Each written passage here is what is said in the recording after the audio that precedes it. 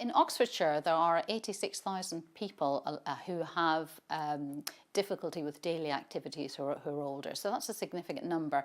We all know there's a housing shortage, but there's also a shortage of the right quality of housing. So we have beautiful, well-heated, mobile-friendly accommodation that people can afford to live in. And because it's a relatively new concept, people don't quite understand yet that extra care housing gives them more choice and more freedom.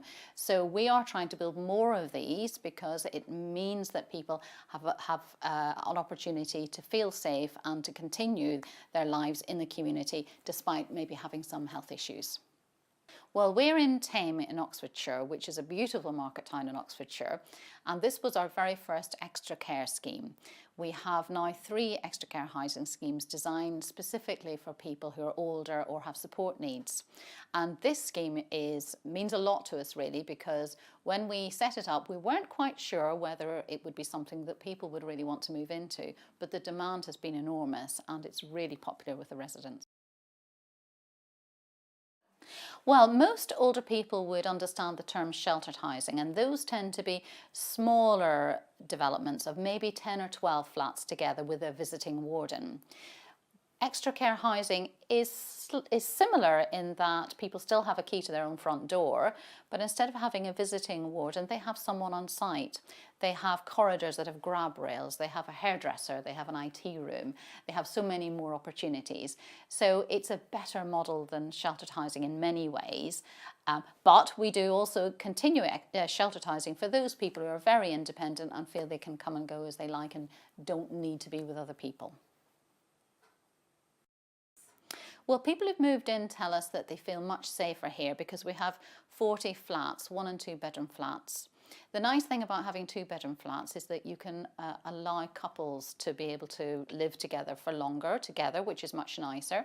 And by having people together in one large facility, we have 40 of them, it means that we can also provide more social activities. So there's more of a way of life here for people to support each other and to engage in activities that are social, that are around food, that are around working with local community groups such as Age UK or reminiscence therapy or singing in the community. So it's a very lively environment rather than what people expect from housing for older people. Well, when someone applies to move in, we usually say to them that we're very keen that they get the best out of the scheme and that they enjoy the facilities that are here. We have a restaurant so that people can naturally meet each other.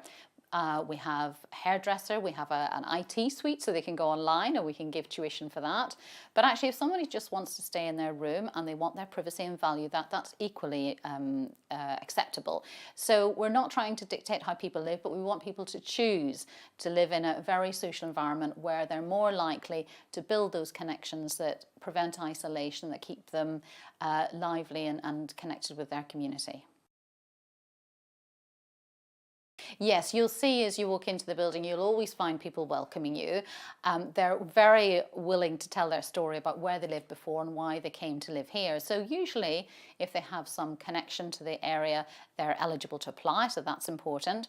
They quite often have family and friends in the area, so they will be welcome at any time.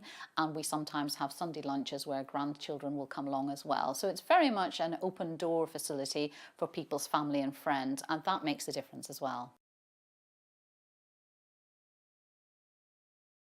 Well, what's really useful about extra care housing is that it takes a range of people with different needs, starting from people with almost no support needs. So they're very able and mobile and independent, but gradually as people get older, they will begin to have some activities that are more difficult for them, such as shopping or looking after their property.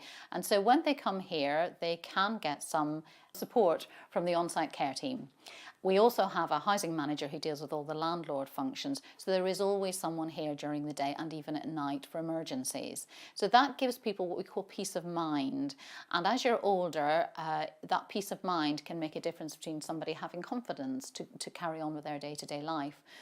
As people develop perhaps other illnesses or the mobility deteriorates, then we can put in additional care, so they have an assessment of their needs and the care will be increased so that they maybe get 2 or 3 calls a day, moving into daily activities with care staff, such as dealing with medication. And this prevents people from having to go into residential care. That's the really valuable aspect of extra care housing, is that if someone has a temporary or a more permanent illness, they can remain in extra care and we will wrap the services around them rather than having to move house or to move into residential care. Well, extra care housing, as I mentioned, is about independence. And residential care is really much more geared towards people who do need monitoring and medical health. Whereas in extra care housing, this is not a medical model and it's not residential care. We're very careful to say that. We work with GPs in the community and we work with domiciliary care through the social services. But essentially people are independent and they have their own front door and their own key and can come and go as they like. Well, our doors are really open to a range of people.